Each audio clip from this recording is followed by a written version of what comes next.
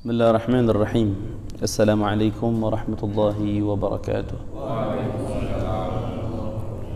A'udzu billahi minasyaitonir rajim. Bismillahirrahmanirrahim. Alhamdulillah wassalatu wassalamu ala Rasulillah. Sayyidina wa maulana Muhammad ibn Abdullah wa ala alihi wa sahbihi wa mawalah wa la hawla wa la quwwata illa billah.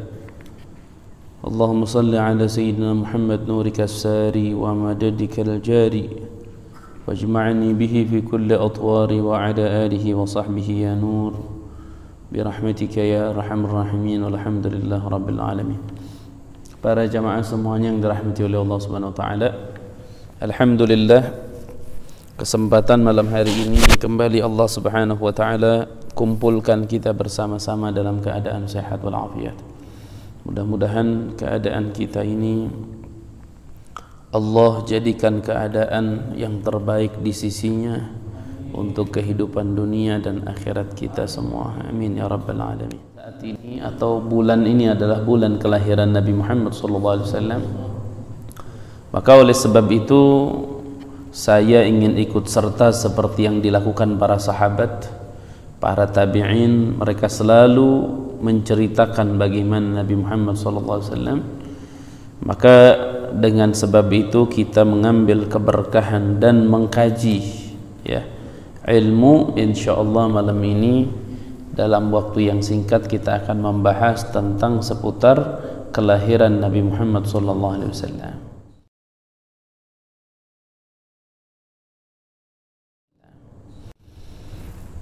Yang pertama para jamaah, ini saya akan bahasnya dengan perlahan aja, dan sengaja saya bawa kitab agar lebih rapih gitu. Pertama yang harus kita fahami adalah dan harus kita camkan adalah kelahiran Nabi Muhammad SAW adalah nikmat yang paling besar yang Allah anugerahkan kepada kita. Itu udah satu, udah nggak ada tawar menawar lagi sudah ya. Di antaranya apa? Allah katakan laqad mannallahu 'alal mu'minina idz ba'atsa fihim rasula. Allah telah memberikan anugerahnya. Kemudian di surat lain Allah katakan dzalika fadlullah. Dia Nabi Muhammad adalah anugerah besar dari Allah. Dan kita secara akal ya, secara akal kalau Nabi Muhammad tidak ada, ya warisan atau ajaran yang turun kepada kita ya ajaran jahiliyah. Ya, akhirnya dengan lahirnya Nabi Muhammad SAW, ya ajaran itu datang, hidayah datang, dan ternyata kita salah satu orang yang Allah takdirkan dapat hidayah melalui ke Nabi Muhammad SAW. Nah, makanya muncul sebuah pertanyaan dulu nih. Kelahiran Nabi Muhammad dengan kelahiran anak kita, jangan cucu lah, anak kita. Itu kalau kita banding-banding, pantas nggak dibandingin kira-kira? Misalnya lebih penting mana kelahiran Nabi sama kelahiran anak kita? Bapak-bapak kira-kira kalau ditanya begitu jawabannya gimana? Kelahiran Nabi sama kelahiran anak kita mana yang lebih penting? Hah? Kelahiran siapa? Kelahiran Nabi. Bahkan kalau ada orang nanya, bener-bener nanya, itu pertanyaan bego sekali kalau menurut saya. Itu pertanyaan yang bego sekali, karena perbandingannya ya artinya membandingkan emas dengan kerikil, ini kan nggak bisa. Membandingkan berlian dengan batu kerikil nggak bisa dibandingkan. Kalau kerikil dengan kerikil ya. Kalau orang dulu apa namanya, apple to apple apa namanya? Apa sih apple to apple artinya? Jadi apel sama apel gitu? Oh, enggak, orang-orang kita sekarang ngomong apel aja jadi apple gitu. Emang bahasa Inggris ngehancurin kalimat ini, bohong bahasa Inggris. Tapi penting belajar bahasa Inggris, putra putri kita yang belajar penting itu. Cuman apa sih namanya, kita orang-orang yang beginilah katakan ngelihat bahasa Inggris kayak bohong, tulisannya apa. Padahal bukan bohong, emang cara bacanya. Ya wallahu a'lam bishawab. Ya. Jadi Kalau kita bicara umpamanya kelahiran Nabi Muhammad dengan kelahiran putra kita, mana yang lebih agung, mana yang lebih penting, ini udah pertanyaan yang salah.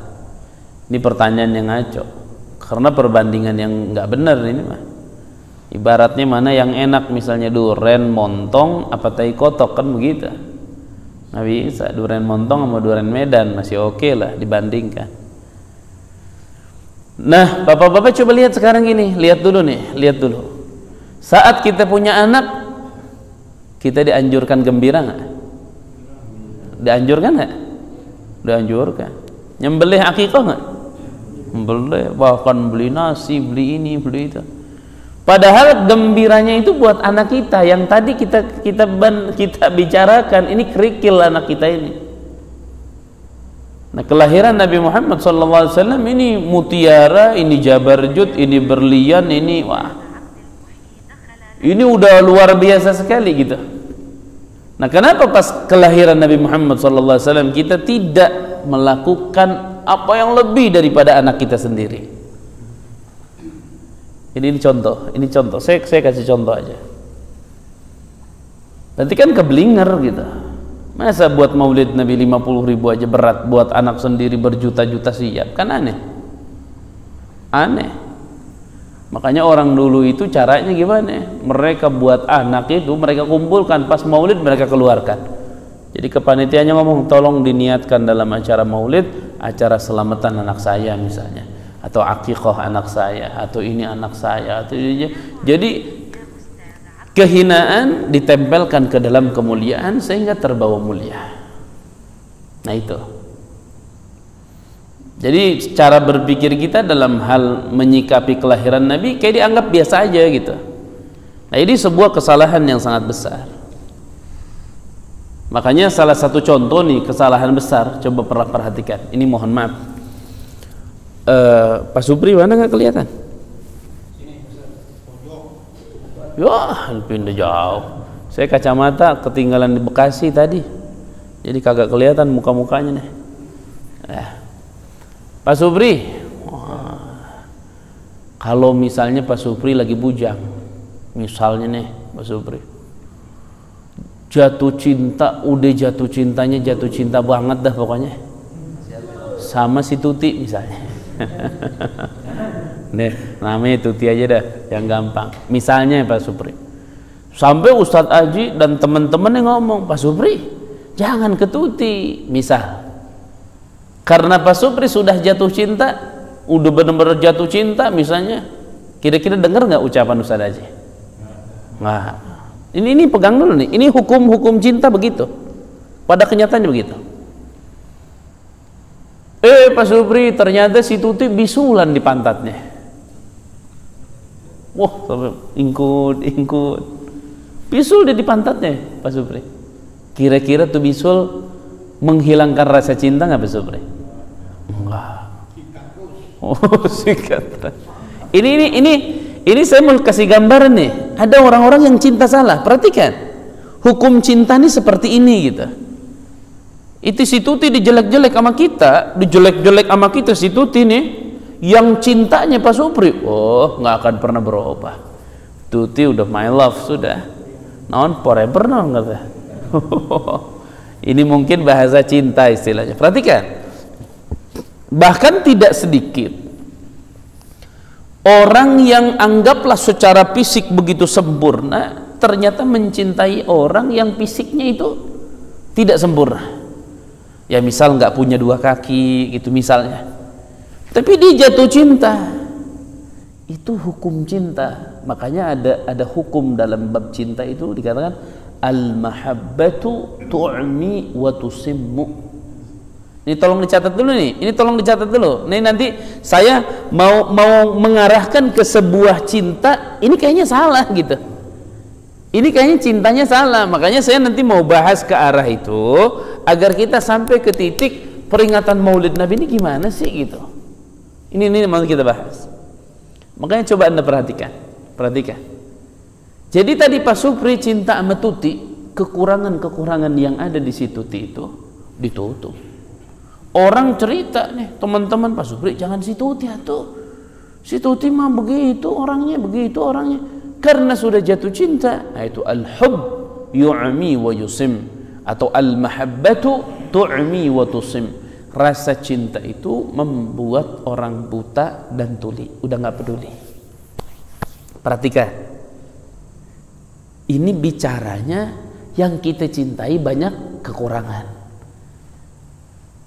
Sampai-sampai ada peribahasa, kalau cinta sudah melekat, tai ayam serasa apa? Coklat. Ini ini walaupun agak sedikit ngawur kayaknya nih. Serasa coklat. Tapi mohon maaf, ini hukum cinta. Jadi perhatikan. Jadi hukum cinta itu nih, saya cinta kepada sesuatu. Ini sesuatu ada kekurangan, akan ditutup oleh rasa cinta itu. Perhatikan, akan ditutup. Jadi udah nggak ada sudah. Jadi betul-betul ini rasa cinta menutup semuanya. Saat yang kita cintai ada kekurangan, ada kelemahan, ada aib. Perhatikan. Kalau yang dicintainya itu adalah Nabi Muhammad yang tidak punya kekurangan sama sekali, berarti sangat wajar kalau orang cinta betul-betul tuli buta dari ucapan orang. Anggap ada orang ngehina Nabi agar kita keluar, udah benar-benar nggak akan pernah keluar kasarnya. Karena Nabi Muhammad tidak ada apa? Kekurangan. Yang ada kekurangan saja, kalau kita sudah jatuh cinta, kita apa? Kita tutup, kita toleransi istilahnya. Kekurangannya nggak akan kita baca-baca. Itu si Tuti, Pak Supri, itu sampai jerawatnya ke jidat, dekat telinga, di hidung, di pipi itu jerawat. Karena sudah jatuh cinta. Lain. Tolong jangan bicara seperti itu.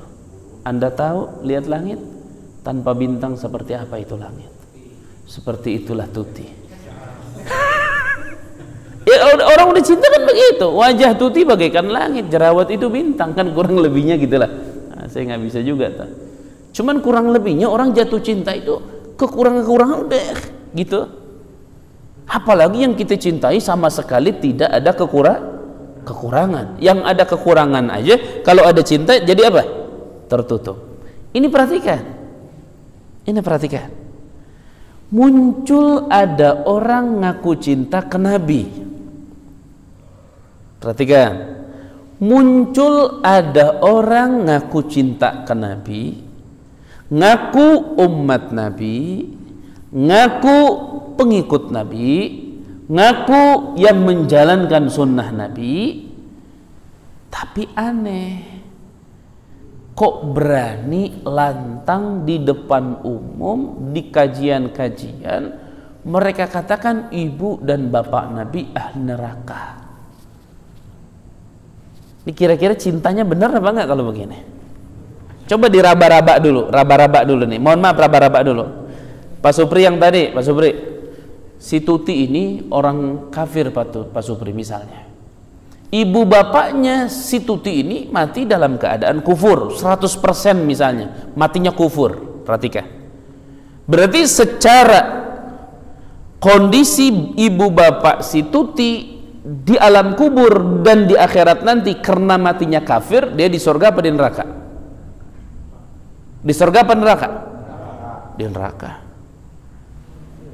Pak Supri kira-kira yang betul-betul jatuh cinta kepada si Tuti dan cintanya benar kepada si Tuti, kira-kira Pak Supri bakal ceritain nggak ke orang ibu bapaknya ahli neraka? Bakal diomong-omong nggak? Kang Haji, apa? Si Tuti ibu bapaknya ahli neraka itu. Si Tuti, Pak Supri cerita ke sana ke sini, ibu bapak si Tuti ahli neraka. 100% dia ahli neraka karena matinya kufur. Tapi seorang pecinta terhadap kekasihnya begitu benar apa enggak itu cintanya? Saya yakin enggak benar itu. Ya anggap ginilah, mohon maaf bapak-bapak. Ini saya ngajak mikir dulu biar rapi kita ngaji nih. Nanti ke arah mana kita ngaji nih?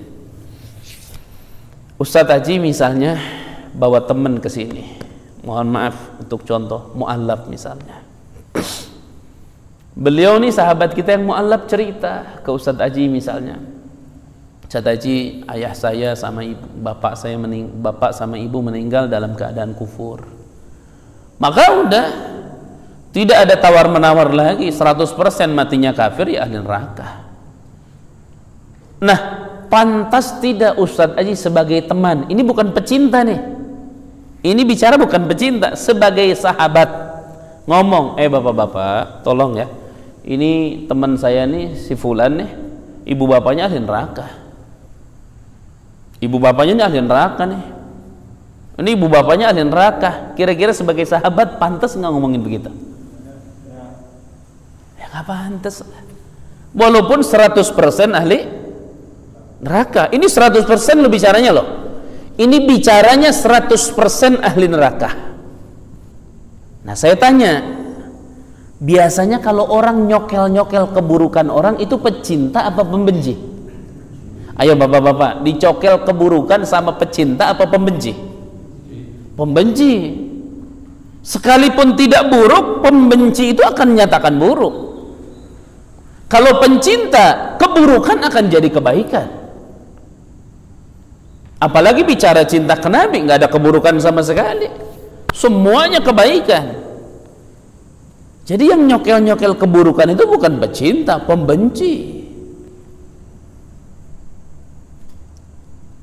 Nah ini yang mau saya akhiri dulu pemikiran ini agar nanti kita nyambung kajiannya nih.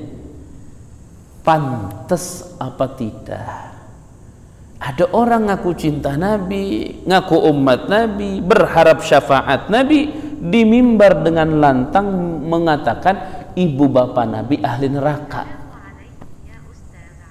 ibu bapak Nabi ahli neraka, yang padahal kajian itu masih betul-betul mentah. Bahkan kalau kita mau bahas itu betul-betul 99,9% secara dalil ibu dan bapak Nabi di surga, 0,1% ibu dan bapak Nabi di neraka.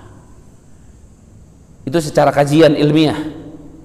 Sekarang pecinta kira-kira ngambil yang 0,1%, ngebuang yang 99,9%. Ya pecinta nih, apa ngambil yang 99,9%, yang 1% itu mah udah nggak ada sama sekali. Kira-kira pecinta ngambilnya yang mana? 99. Tapi kalau yang benci ngambilnya yang mana? Yang ngorek itu. Orang itu baik loh, orang itu baik, punya kebaikan. Karena dia benci, ada kesalahan dikit, kesalahannya cuma 1, dia punya kesalahan 1000, dicokel-cokel tuh. Karena bukan pecinta, pembenci. Ini saya mau luruskan dulu, perhatikan. Gara-gara kelahiran Nabi, keberadaan Nabi dianggap biasa, tidak dispesialkan oleh sebagian umat Islam, akhirnya dampaknya parah nih kepada pemikiran. Khawatirnya nanti khawatirnya itu Nabi itu dianggap biasa aja, Nabi cuman pembawa syariah. Khawatir Nabi hanya dianggap membawa pos saja, pos surat dari Allah. Ya kita ambil suratnya, nabinya nggak usah lah gitu. Ini khawatir nih. Makanya muncul saudara-saudara kita kalau bulan Maulid bukannya bersyukur kepada Allah sampai usianya pada bulan kelahiran Nabi, justru malah sibuk bagaimana mengejek, menghina dan membid'ahkan peringatan Maulid Nabi Muhammad SAW.